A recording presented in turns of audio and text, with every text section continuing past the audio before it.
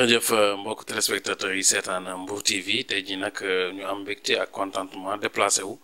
comme ni ñu koy defee rek depuis tabaski ba léegi ci benn spécial tabaski ñëw fekk fi nag sunu benn grand fii ci Ngeekokh muy Pape Diogaye Faye kenn dootu ko présenté ci Sénégal moom nag moom moo jiite journal bi nga xamante ni moom mooy direct info nekk analyste tamit ci wàllum politique loolu tax nag tey jii ñu déplacé wu ñëw profité ci occasion bi fekk ko fii ci Ngeekokh ngir nag ay salaamaaleykum baalonte ak waaye tamit waxtaan tuuti rek ci politique comme ni ñu koy defee ci fu ñu dem grand ñu ngi lay nuyu di la baalu ak te di la baal ak di la bàyyi nag nga nuyu ak téléspectateur Mbour TV yi. bon di leen sant bu baax di leen gërëm di leen baal ak donc di leen baalu ak aussi di baalu ak ñëpp ñi nga xam ne ñi ñu ngi seetaan Mbour TV ak ñi nga xam ne ñi ñu ngi dëkk ci département bi ak Sénégal yëpp di baalu ñëpp ak rawatina nag acteurs politiques yi ñi nga xam ne ñi yenn saay ci suñuy analyse dañu ci gis seen bopp wala yaakaar ne diw moo nekk ci gannaaw diw comme niñ koy waxee day am foo xam ne bu fa doomu aadama tolloo buñ naan diw moo ne ci ginnaawam dafay xaw a doy waar day reetaanlu nit nag dinay am ay xarit dina am ay soppe dinay am aussi ñi nga xam ne ñi peut-être amul ak ñoom relation yu mel noonu waaye yooyu du influer ci sunu liggéey waaw parce que nag sunu liggéey mooy informer juste c'est vrai mais aussi rawatina analyse yi nga xam ne yi dañu koy def analyse nag yenn saa yi nag man surtout yi nga xam ne yi dama koy def damay di def ay analyse yoo xam ne yu froide lay doon doo ci seet ma Semba doo ci seet ma Demba ni nga ko gisee nga koy waxee te loolu yaakaar naa Sénégal gi yëpp mën nañ koo seede. grand ba ñuy sori ci waxtaan bi ci métier mi nga xamante ni moom la ñu yëngatu muy métier tas xibaar jamono yi ñu toll nii sa gis-gis ci métier mi. waaw nekk na métier boo xam ne métier bu metti la bu metti la parce que d'abord amul xaalis métier la boo xam ne amul xaalis donc ku ci def say moyens def ci say investissement yëpp nekk na loo xam ne lii yow wóor na la wóor yàlla ne amul xaalis donc da nga koy def rek par amour wala aussi bëgg liggéey bi mais aussi peut-être yaakaar ne it mën nga ko améliorer te ñu ngi ciy sant yàlla bu baax a baax comme je l'avais fait l'autre fois rek ak yéen interpellé waat état bi pour ñu jàppale ñi nga xam ne ñi ñooy taskatu xibaar yi ak organes yi parce que aussi mission bi ñuy def ak mission bi yeneen organe de presse yi nga xam ne bi état bi moo ko moom benn mission la amul mission yu différente bi Soleil di def moom la Direct Info di def bi RTS di def moom la Mbour TV di def donc manuma comprendre ñu jël ay milliards jox ñële ñii di leen jox dara di leen seetaan alors que la mission elle est là service mission publique la mission service public la ba pare mën ngeen sax yéen comme en proximité avec les populations jouer des rôles de sensibilisation surtout ci volet santé bi ak lu mel ni élection buy ñëw ak yeneen donc je pense que état bi war na daal gestu ñi nga xam ne ñi dañoo jóg di liggéey pour seen réew bañ a yaafuus bañ a toog donc loolu mooy li nga xam ne lii doon naa ko interpeller état bi mais aussi question bi nga posé lu am solo la mais man damay jàpp ne li ma dal moo la dal moo dal keneen mais dañuy sant yàlla bu baax parce que léeg-léeg ñu ne diw la àndal non sawaay PDS la lii mu bind nii nangam xam naa dañ ko sant wala dañoo nekk ci ginnaawam wala nangam ak nangam buñ dawalee benn semaine waa PDS ne non nguur gee ko sant moom nangam ak nangam donc man ci équilibre boobu laay xame ne effectivement maa ngi ci sama yoon d'autant plus que du PDS du opposition bi du parti au pouvoir li ma xalaat rek moom laay wax bu fekkee ne ñëpp nag ñu ngi lay sikk loolu mooy yaa ngi doxal sa liggéey ni mu waree waaw donc boo doon toog rek ñu naan lay félicitation boor ba lay félicité war nga xoolaat est-ce que nangam ak nangam nga daal di rectifier nga kii nekk na daal métier boo xam ne bu xaw a ingrat la waaw parce que soo waxee dëgg ñu ne diw ngay attaqué soo waxee yenn dëgg yi sax ñu ne wala ñu ne non diw lay xalamal wala diw lay jàppale man je pense que réew mi taskatu xibaar yi weesu nañ foo xam ne wax dëgg yàlla dañuy xalamal ma Samba wala xalamal ma Demba loolu du sunu rôle. mais gis nañu investigation bi nga xamante ni journaliste yi ñi ngi ko doon def dafa mel ni journalisme boobu léegi dafa xaw a sooxe ci dëkk bi. waaw xaw na sooxe tuuti mais nag am na ñu koy def am na ñu koy def defin bu mucc ayib man gis naa ci ay quotidien yoo xam ne yi quotidien yu may lire le chaque matin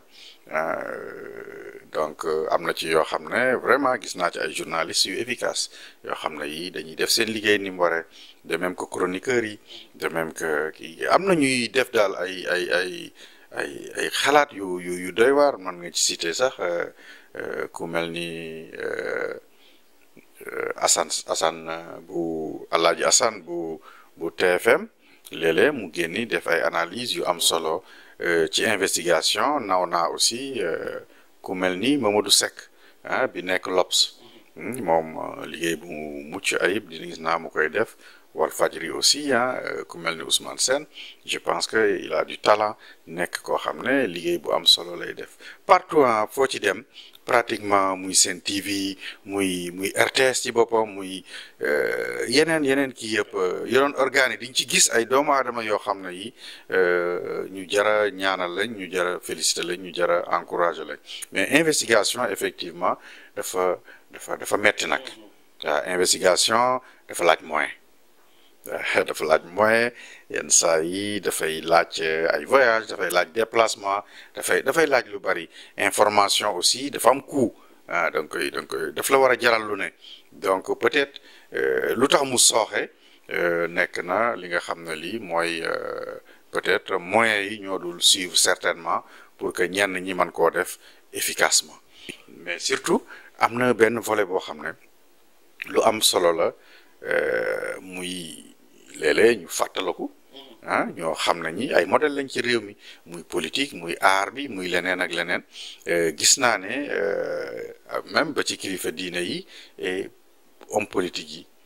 fàttali jeunesse bi wan leen ne ku mel nii amoon na fi nii la daan doxee wan leen ay repères yoo xam ne yi ëllëg dina nekk ñoo xam ne ñu war a naw lañu ñu war a topp lañ c'est des exemples qu'il faut ñu koy wan jeunesse bi di ko fàttali aussi population yi rétablir par exemple même rétablir la vérité ci yenn faits historiques yi nga xam ne yi amoon na wala sax simple rappel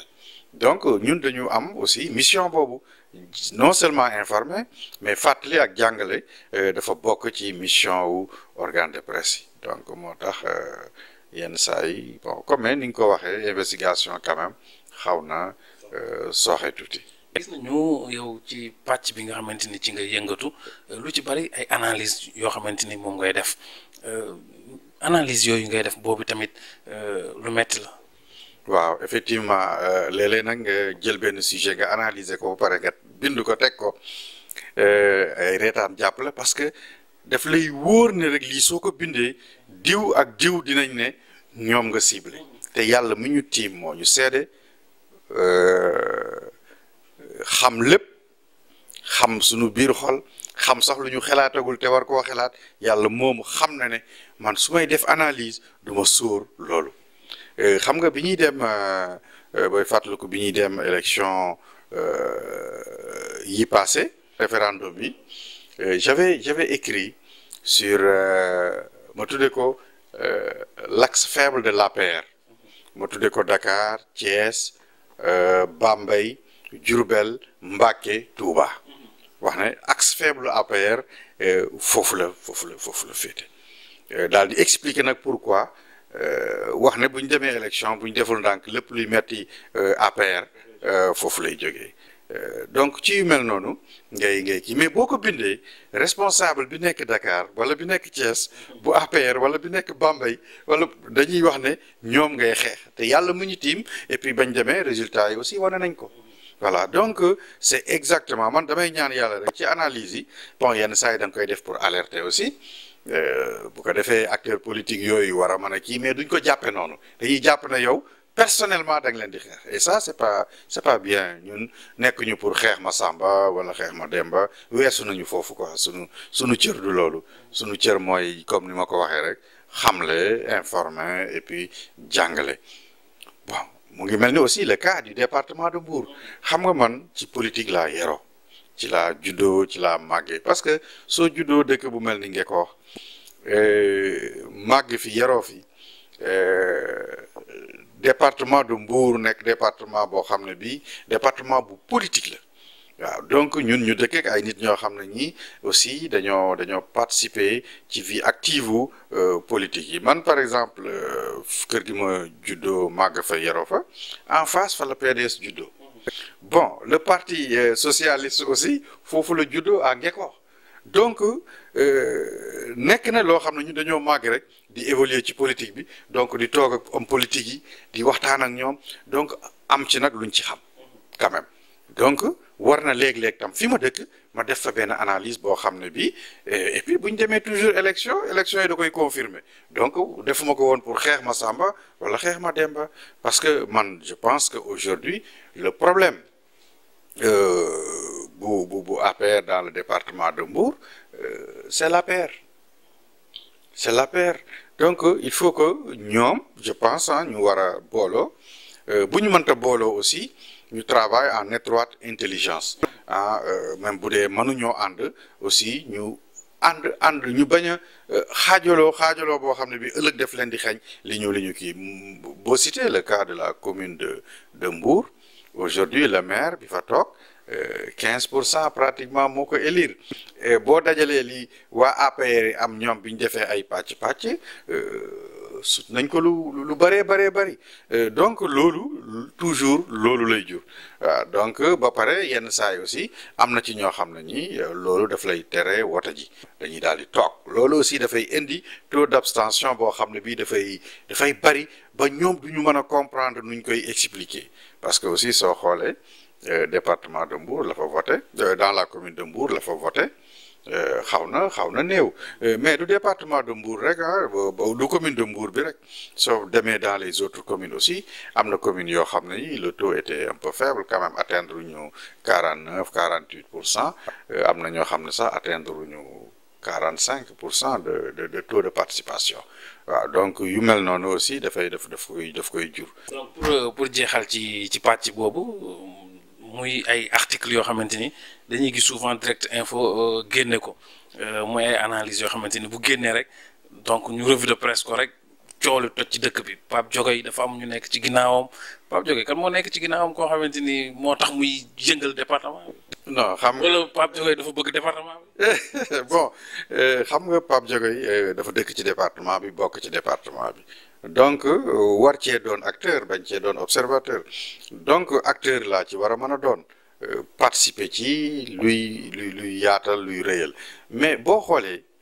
avant may ñëwaat ci département de Mbour mais Dakar moo gënoon a garaaw Dakar li ma wax Mbour laa waxoon Dakar te biñ demee élection législative yi malgré Benno Bokk Yaakaar gagné na ko mais lañ waxoon ñun dara dañu ci xam nga buñ demee ba Benno Bokk Yaakaar gagné Dakar ak 33% loolu mooy 67% des Dakarois ànduñu ak Benno Bokk Yaakaar et ça c'est grave donc yóbbu nañu Benno Bokk Yaakaar deuxième tour donc voilà 67% buñ la yóbboo deuxième tour soo demee da ngay daanu donc c'est la même analyse que j'avais faite aussi à Touba wax ne Touba maa ngi ko tudde woon fàtte naa titre bi mais je pense c'était la bête noire de Macky laa ko tudde woon quoi bon wax lan moo war a tax Macky perdre Touba parce que Touba boo xoolee ils ont toujours voté pour le pouvoir mais pour boo xoolee Macky Sall moo gagné élection législative yi lay passé à Touba pourquoi donc ñu dem ba nii législative yi Benno Bokk Yaakaar war koo perdre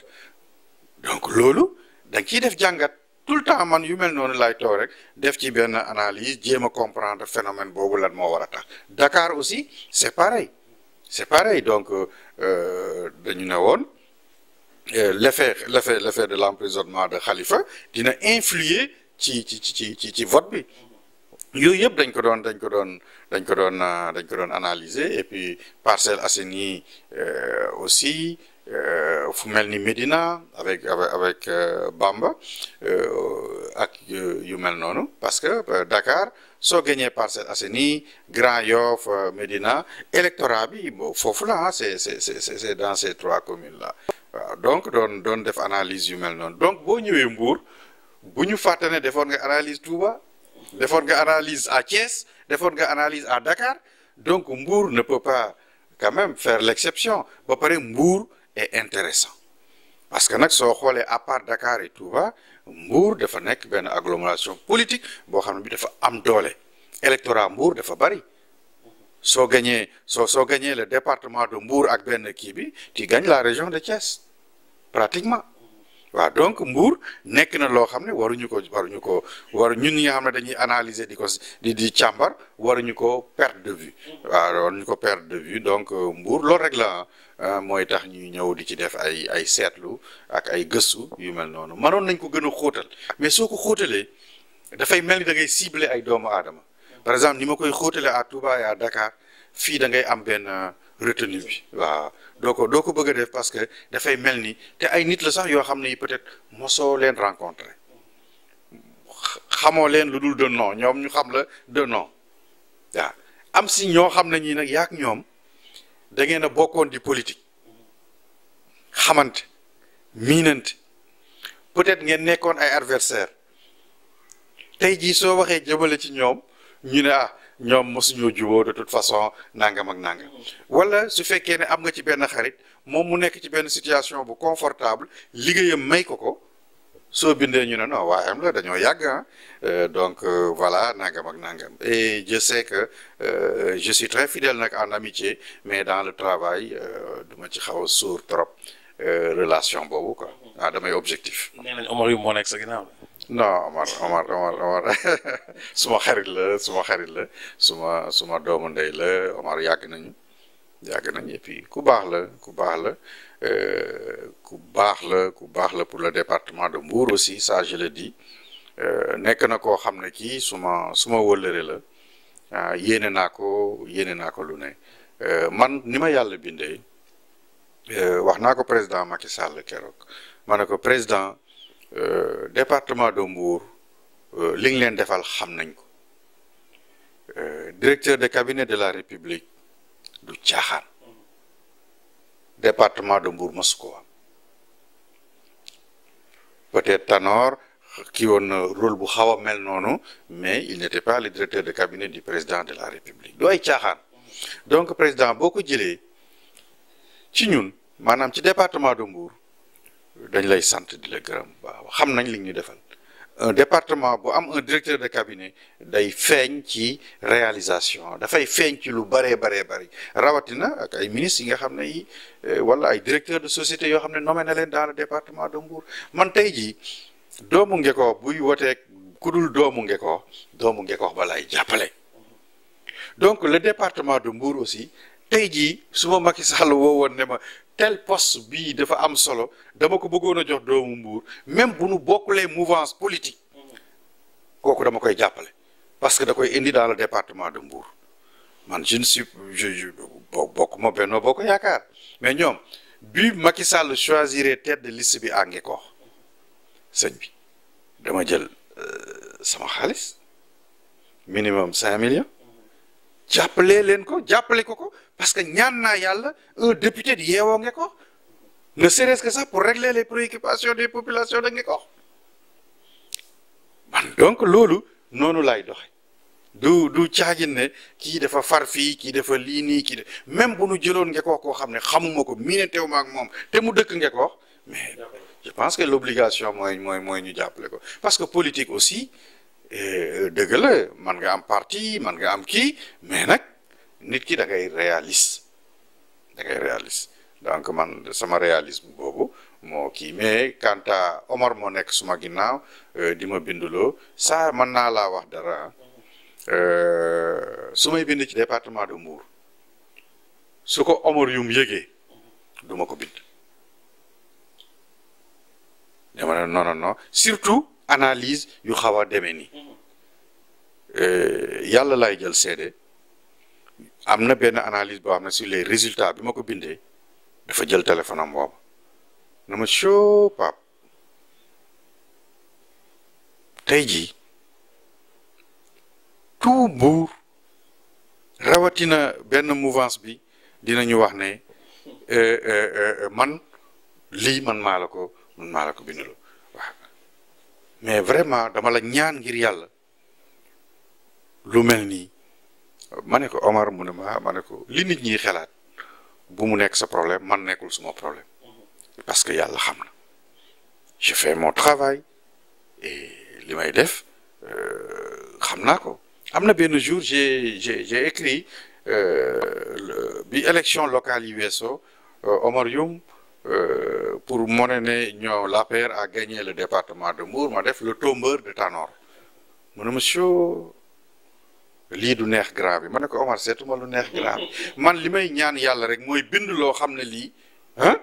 suba kenn du ne kii bind na lu amul le parti socialiste a été battu dans le département de Mbour loolu c'est une vérité dëgg la yow yaa jiite la coordination départementale mais donc voilà vous êtes le tombeur de kii noonu rek laa ko jàppee jeet mais bu fekkoon da nga koy woo naan koy mais Omar je pense que tu as été le vainqueur kii nii sur Tanor du ko nangu parce que daf ko jox cër man xam naa loolu daf ko jox cër daf ko kii même Cheikh Issa bi barke alxuraanu karim su ma ko tàggoon du ko bind wax ne le département de Mbour nii am dem bi mouvement bi war nañu xoolaat seen kii gën a renforcer les acquis parce que aussi man je pense que c'était une analyse qui était bien pour am dem mais j'ai pas compris pourquoi ñoom ñu jëlee ko neneen parce que man nit ki su la indilee ay éléments yoo xam ne yi ay failles la yu am ci liggéey bi man je pense que da nga ko war a jël avec beaucoup de ak mbégte ak contenté xool nooy rectifier xool ne parce que quand même bu fekkee ne boo meetingee lu mat 30 000 personnes ñëw nga dem élection comptabiliser wuñ la sax 5 000 mais je pense que war nga xoolaat parce que tey jii espérance bu Macky Sall dans la commune de Mbour man wóor na ma wóor yàlla ne yaakaaram tey jii Cheikh Issa la parce que quand même mu nga fa di liggéey mu ngi massifier liggéey animation la politique animation la massification et présence te il est tout le temps présent au niveau de la commune de Mbour donc je pense que tey jii mu ngi jouer un rôle boo xam ne bii tax na certainement Benno Bokk Yaakaar rawatina APR am yaakaar bu baax a baax man j'aurais tey bu ma amoon benn conseil rek boo xam ne doon naa ko joxe dans ce sens-là man je pense que il devait en étroite collaboration et travailler avec par exemple ku mel ni Sira travailler avec la jeunesse surtout COJER bi jàppale aussi les femmes il le fait mais mu gën ko yaatal jàppale femmes APR yi xam nga donc yaatal ko parce que il n'est pas le responsable de am dem man je pense que il doit être au-delà c'est un responsable de l'APR et de la mouvance Benno Bokk Yaakaar donc su ratissé large je pense que dina kii yu bari quoi jërëjëf mbokk téléspectateurs yi seetaan Mbour TV spécial la tey nag ñu ñëw fii seet si sunu grand Pape Diogay bi nga xamante ni moom direct info bi nga xamante ni parfois mu génne benn analyse rek dëkk bi toj gars yi di riir ñu revue de presse ko sa digganteeg revue de presse moom naan la nu mu demee noonu Pape Diogay bon xam nga revue de presse yi c'est des gens très performants bu ñu xëyee dañuy wër matière tey lan mooy affaire bi donc ñoom bu ñu tegee journaux yi dañuy seet élément yi gën ci kii bi tey donc ñoom pour ñu sawar sax pour ñu kii il faut nga tegal leen loo xam ne lii lu am solo lu am solo lay doon mais pas ñëw rek tout le temps comme ni ñu koy defee fait divers fii wala politique bi politicienne bi diw dem na fii diw kii na fii ñoom aussi dañuy soxla analyse waaw dañuy soxla analyse mais dañuy soxla aussi information dañuy soxla buzz dañuy soxla aussi une information bien traitée pas de façon superficielle comme ça dossier soo koy bind da nga koy bind maanaam da nga koy jox ak xam ñoom dañuy soxla loolu man damay xam ñoom lañ bëgg waaw bon du may bind tout le temps du may kii tout le temps mais yenn saa yi mais mu ngi mel ni Walfadjri très souvent soo bindee sa article dañ koy woo def ko article du jour c'est parce que ñoom aussi loolu la ñuy xëy di wër ils sont très professionnels. mais kon du xaalis bu ñuy booy yëkkati di ko jox gars yi pour ñu revue de presse la. barke alxuraanu karim je ne le fais pas non et puis loolu pourquoi soo bëggee ñu revue de presse la mais da nga koy bind mais soo bindee lu amul solo mais duñ la revue de presse ak mais ñoom aussi am nañ seen dignité ak seen personnalité am nañ aussi seen professionnalisme boo xam ne bii dañ ko war a sàmm mais non manuloo di non et puis loolu sax c'est insulter franchement la corporation manuloo di jël xaalis pour di ko jox ay revueurs de non ça ne se fait pas et puis man je ne suis pas acteur politique pour di ko defal kenn jamais peut-être politique yi te loolu revueur de presse yi duñ ko nangu ci sama gis-gis quoi ci sama gis. loolu am na solo ñu dugg ci beneen pàcc bi jëm ci wàllum parrainage bi ban analyse nga am ci parrainage bi nga xamante ni tey jii ministre bi waroon na recevoir les coordonnateurs. je pense que d'abord li may jëkk a wax man mooy le président Macky Sall su bëggee élection yu dal yu am solo zéro contestation na créer un ministère chargé des élections c'est le souhait de l'opposition na leen ci fekk si réew mi opposition beeg pouvoir bi ñoo ko bokk moom Macky Sall ëppalewul pouvoir bi kii opposition bi ci réew mi dañ koo fal mais ñoom bu nu sàkkoo loolu et que Macky ne doit pas faire moins que Wade ni moins que Diouf l'avait fait mais Wade def na ko mais moom gisuma lu war a tax mu war ko bañ a mën a def mais il faut que aussi pour sax apaiser na ko def mais quant à parrainage bi mais man je l'ai toujours préconisé man j'avais dit que il faut que ñu seet façon boo xam ne réew mi du fi nekk di perte xaalis ci ñoo xam ne ñi ay 0,01% la ñuy am mais nga war leen topp utal leen ay affiche utal leen ay photo temps d'antenne RTS war leen topp ku ci ne nga wutal leen mais non loolu franchement Macky defal na ko réew mi yëpp mais defal na ko aussi toute la classe politique bi nga xam ne bii ñoom bon objectif nañ de toute façon dootoo fi gis ay parti boo xam ne bii dañuy dem élection ñu kii léegi kuñ parrainé réew mi askan wi population yi taxaw wax ne département bu nekk ñu ne waaw diw mi ñun parrainé nañ ko mais je pense que c'est ak candidat boobu dafay daal di légitime donc ça c'est une excellente chose boo xam ne bii def na ko et puis avancé la bu baax a baax ci processus électoral bi. gis nañu tamit wàllu transhumance ñoo xamante ni démb ñu ngi woon ci benn pàcc bële di xàcc di saaga di ŋàññ te yi ñu wëlbatikuwaat ñëw ci Macky Sall mais dafa mel ni man syndrome bi nga xamante ni bi Abdoulaye Wade di daanu moom la ñu gisaat ñëpp a ngi daw wutali palais de la République. waaw xam nga c'est dommage que politique gu Sénégal noonu la bindoo mais depuis Senghor am na ñoo xam ne ñii ils étaient de l'opposition nekkoon parti de gauche yi mais nu ñu mujjee ñu woo leen boo xoolee lan moo yàq PRA Sénégal biñ ko créé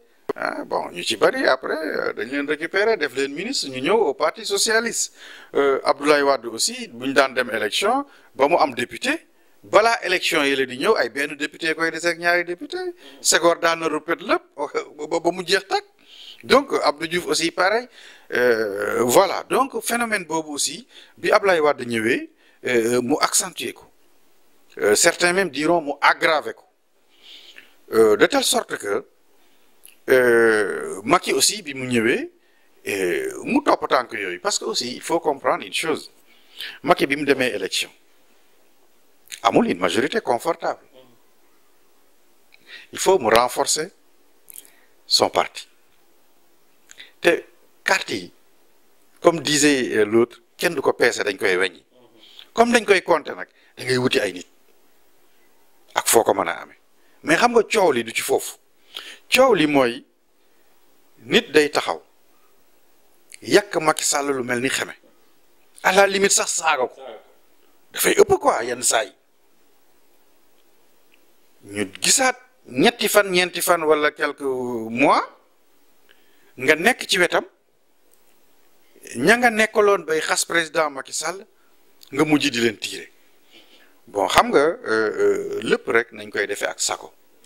na rafet quoi et puis ànd day rafet tàggoo aussi na rafet man je pense que Macky Sall mi nga xam ne moom la ñuy fekki man gisuma benn yoon dégguma ko aussi mu wax lu ñaaw président Abdoulaye Wade gisuma ko quoi dégguma ko ab bari na aussi ñoo xam ne ñi ñoom Abdourahim Agne ak ñeneen ba ñuy ñëw ci Abdoulaye Wade aussi dégguma ñu wax lu ñaaw Abdou Diouf boo bëggee dem demal jarul saaga jarul xasse parce que tu es libre et je pense aussi que certains libéraux tey jii ils ont le droit de quitter le PDS parce que parti boo xam ne demul dikkul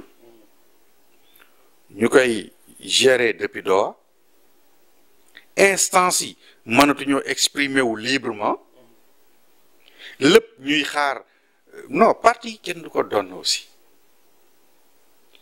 ani ñi créé woon parti socialiste kenn xamu leen mais tey jii Tanor moo ko jiite ak yeneen parti man donc je pense que président Abdoulaye Wade foofu rek la defee erreur keroog bi mu wàccee li mu waroon def mooy ñu wootee mu démissionner après ñu dem congrès après ñu renouveler les instances du parti ku bëgg ñëw jël mais tu ne peux pas retenir les gens tere leen ñu am ambition xam nga boo sondoono boo ko iñaane sa déwén dafay ñaaw tey jii loolu mooy li yàqal tey PDS mais mënoon na nekk parti boo xam ne parti d'opposition bu am doole buy équilibré parce que dafa baax ci démocratie mais tey jii c'est pas parce que ñële dañoo bëgg a dem rek mais c'est parce que gisatuñu seen bopp et normalement dañu war a quitter su fekkee ne am nañ ay ambition politique manoo toog ñu limité la toogal fii bul wax lii waroo wax lii balaa ngay wax xaaral ñu woo diw xaaral nii non un parti ne fonctionne pas comme ça donc ñii nga xam ne ñi dem nañu mais man jàpp naa ne war nañ mën a dem mais demen bi na rafet waaw demen bi na rafet. mais Pape waxoon nga ko ci jamono yële bi ñu la jëlee interview nga ne woon candidat wu PDS bi di Karim Wade du ñëw du nekk candidat est-ce que ba léegi loolu yaa ngi ci wala doon yi changé na fu mu toll nii. waaw non xam nga dama waxoon ne du nekk candidat parce que mënul nekk candidat d'abord il a un problème avec le fisc il n'est pas en règle avec le fisc sénégalais bon beneen bi aussi bu nu xoolee aussi emprisonnement bi day poser problème mais aussi Karim lan moo ko jëlee Sénégal loolu lañ war a xool lan moo tax est-ce que fa mu ne lan moo tax du woote dugg ci rajo yi wax lan moo tax du déplacé wu ñëw Sénégal lan moo tax du dem France lan moo tax du dem Guinée du dem Mali pourquoi ay doomam sax mais pourquoi sax ay doomam buñ ko soxlaa dañuy déplacé wu dem donc loolu mooy wane ne toogewu fa demu fa ci coobarey boppam waaw comme nag yow yóbbuwoo fa sa bopp mënoo faa jëlee sa bopp moom moo war a am courage wax ak sénégalais wax ak son parti yeewi leen wala mu firi leen mu leet leen wala mu firi leen te Karim man maa ngi ko fi séentu peut-être ay 2021 waxoon naa leen ko. mais grand parti démocratique sénégalais dafa mel ni ci tas la jëm dem. parti démocratique sénégalais je pense que Karim Wade daf ci am part de responsabilité ci chutu baayam mais aussi sur la situation politique du PDS moo daaneel papaam mu ngi tas PDS parce que man je pense que su bàyyi woon Omar Sarr continuer ñu dem congrès parti bi seet ñi mu war a seet ku nu war a jiital ñu jiital la mais sëñ bi suñ ko defoon tey jii yaakaar naa ne ñi war a dem ñi bëgg a toog et puis le parti va se refaire comme le parti socialiste qui a été battu et puis nangam ak nangam bon donc man je pense que Karim Wade son comportement d'aujourd'hui et sa volonté ferme de prendre sa revanche sur Macky Sall tax na mu ngi yàq PDS parce que il n'est pas politique comme baay bi su bàyyi woon le président Abdoulaye Wade sax manœuvrer politiquement kon tey on n'en serait pas là mais malheureusement mu ngi yàqal PDS et je pense que il doit avoir le courage de dire aux Sénégalais et à ses militants et sympathisants sa situation bi muy vivre ñun Direct Info ñoo jëkk bind wax ne keroog biñ ko yóbbu tijjee Rebeuss tijji ko ñëpp xëy titre Karim Wade libre ñun dañ ne c'est un transfèrement de détenus parce que mënoo comprendre ku libre yow ku dem kaso soo génnee bu la neexee jël taxi fu la neex dem mais nga dem bëgg dem sa kër ñu ne la doo fa dem nga bëgg seeti le khalife général des mourides ñu ne la doo fa dem ba pare ne la gaawal jiital la y avait le directeur bu pénitence ak ki nga xam ne moo yor Rebeuss ton avocat ñu yóbbu jébbal la un procureur de Qatar mais sëñ bi boo ñu nee kii libre na mais ñun aussi am nañ xel ak xalaat boo xam ne bii dañuy daal di xalaate neneen ba pare jour boobu aussi coïncidence ou pas réseaux sociaux yi dafa coupé woon voilà donc nekk na loo xam ne lii ñun aussi détail bu ndaw dañ koy bëgg di xool analyser ko mais daal man li ma jàpp ko mooy Karim Wade manu fee teg tànk grand sa ambition politique ci Ngekoox for nañ ci ay wéyu bëy de ñu ni 2019 yaa ngi koy préparé bu baax pour jël mairie bi ci sa xarit Pape Diouf wax nañ ñu ko nag bi ñuy ñëw. ah bon. nee ñu daal bu ñu doon li moom biir Ngekoox moom yaa ngi gas ay tunnel rek. mais Ngekoox moom xam nga Ngekoox dama ko bëgg Ngekoox c'est une partie de moi c'est ma jeunesse c'est mon enfance. C'est mon village mon village ça lay wax c'est ma commune j'aime bien Ngekoox donc nekk na dëkk boo xam ne ku ko mën a yor aussi dama lay jàppale mais quant à bëgg naa ko bëgguma ko bon loolu beneen wax la man su ma ko bëggee damay taal sama oto dem ci Pape Diouf ne ko bi yoon doo présenté wu dag may jox dag may bàyyil dëkk bi doo présenté wu donc on a d'excellentes relations Pape suma doomu bàjjen la élection bi muy dem sax sama kër yaay la jëkkee tàllal ko loxo mu ñaanal ko parce que maa ngi tooñ maire bi sax nag yow léegi Pape Diouf nga quoi ñu kii mais ñu ngi def politique ci dal ci yar ci teggin amul débordement parce que aussi fii les gens se connaissent et puis ñëpp ay mbokk lañ donc mais 2019 nag c'est pas soriwul soriwul donc bu ñu fa yeggee yàlla xam na mais su ma ko soxlaa comme ni ma la ko waxee Pape Diouf a koy jëkkee. jërëjëf mbokk téléspectateurs yi doon seetaan Mbour TV bu nekk nag spécial bu ñu doon amal ak grand Pape Diogaye Faye bu Direct Info grand analyse bu gàtt rek ci élection yi deuxième tour lay doon wala premier tour. bon dana metti élection la boo xam ne du yomb. Parce que actuellement nii sondage yi joxaguñu Macky Sall vainqueur au premier tour waaw donc mais nag xam nga yu bari day influer à la dernière minute ci ay élection bon parce que nag la situation du PDS aussi xam nga fii ak fin du mois di nga dégg ne diw ak diw candidat lañ au PDS ça moom maa la ko wax fii tey di nga dégg aussi ay ponkal yu bari yu nekkoon PDS génni ñii dem ànd ji ak Samuel Sarr ñii dem ànd ji ak Macky Sall ñii dem fekkiwaat coalition beneen bi ànd ak ñoom ci coalition yi di nga gis ñoo xam ne dañuy dem ànd ji ak Hadjibou Soumaré ñii nangam ak nangam fin du mois bi incha allah di nga dégg lu mel noonu te loolu dafa am solo ci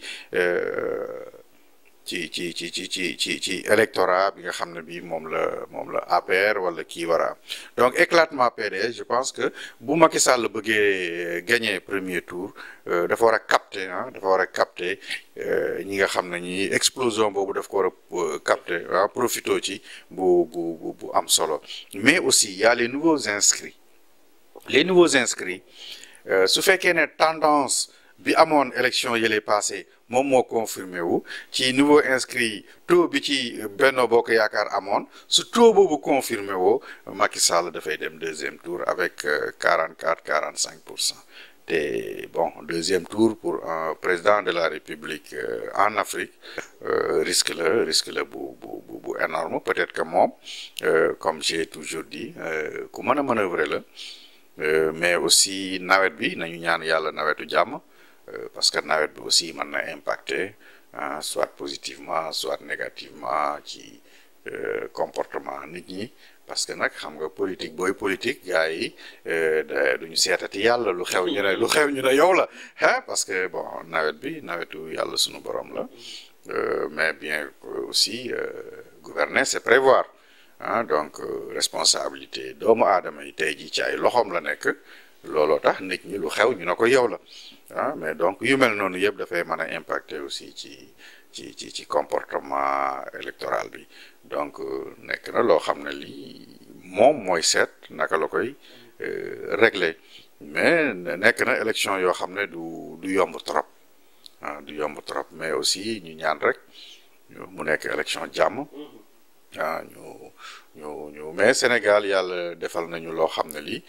dinañ jub événement mu tàng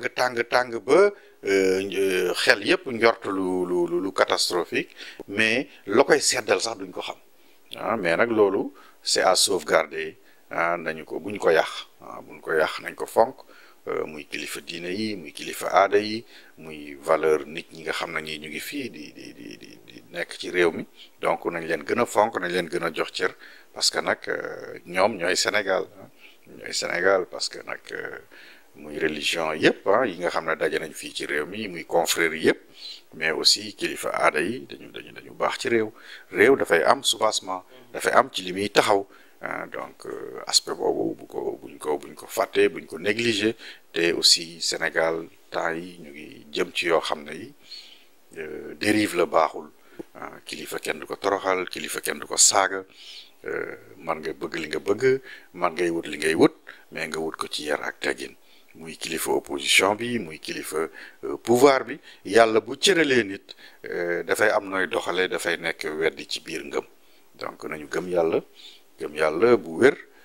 donc joxante cër respectante et puis président Macky Sall aussi jox cër opposition bi bu baax parce que koo xeeb aussi mu du la nawloo daf lay xeeb moom aussi dafay gis boppam donc moom comme moom moo jiite na njabootoo ñëpp tàllal ñëpp loxo et puis jéem a organiser nag ay élections yu mucc ayib parce que àdduna bi yëpp nag ñu ngi seetaan. kàddu yu mujj yi. waaw xanaa di delsi rek di baalu àq ñi nga xam ne ñu ngi ci département de Mbour bi yaakaar ne Pape Diogué kii moo ne ci ginnaawam wala kii et puis di baalu àq aussi Omar Youm boobu nga xam ne saa bu ma génnee ci réseaux sociaux yi ñu koy xas di ko saaga et ça m'a fait très mal. Ça m'a fait très mal parce que man damay xam sama axulaayu taala que moom peut-être sax ñoom ñoo ko jëkk a lire article boobu ñuy wax imputé ko di ko saaga mais di baalu aussi ñi nga xam ne yaakaar nañ ne ñoom dama leen di attaquer frontalement ou directement non buñ doon lire tout le temps Direct Info dinañ gis ne Direct Info dafa gën a spécialisé wu ci politique c'est parce que man suma xam-xam yu bari ci côté boobu la gën a màcc ak communication donc lu xew rek ñun dañ koy jéem a analyser def ci gëstu duñ ko yàkkamte nag dañ koy topp di ko topp ba xam ne buñ ko bindee li ngay am liñ ciy réfuté du bari donc boo bëggee bind lu sérieux lu crédible loo xam ne revue de presse yi dañuy sawar song ko da nga koy teelu quoi da nga ciy liggéey di baalu àq daal ñëpp ñoo xam ne ñi ci liggéey boobu sentir nañ ne def naa leen ci dara lu leen naxari loolu taxum woon jóg maa ngi leen di vraiment baalu àq bu baax a baax et puis di ñaanal nag suñu confrères yi aussi yàlla defal leen jàmm at mi nag dàq ci seen ci seen année professionnelle et puis je pense que le gouvernement du Sénégal aujourd'hui war na gestu la presse su bëggee une démocratie consolidée une démocratie forte dafay jàppale presse bi waaw képp ku la ne presse bi suñu amee doole sa kaw lañ jëm daf lay xeeñ presse bi parce que nag ci comportement yi da ngay dresser sax la presse contre toi te une presse contre un pouvoir mu ngi mel ni un peuple affamé quand un peuple a faim comme disait l'autre il mange son régime donc loolu nañ ko moytu xiif ci côté yëpp quoi. jërëjëf mbokk téléspectateur doon seetaan Mbour TV jërëjëf Pape Diogaye Faye mi nga xamante ni nag moom moo jiite journal bi di direct info ñi ngi sant nag ñëpp ñi nga xamante ni ñu ngi doon bàyyi xel Mbour TV di jaajëfal sunu caméraman bi nga xamante ni nag moom moo nekkoon ci beneen partie bi di leen ñaanal jàmm di ko sàkku ci di leen jox doon daje rek beneen incha allah jërëjëf.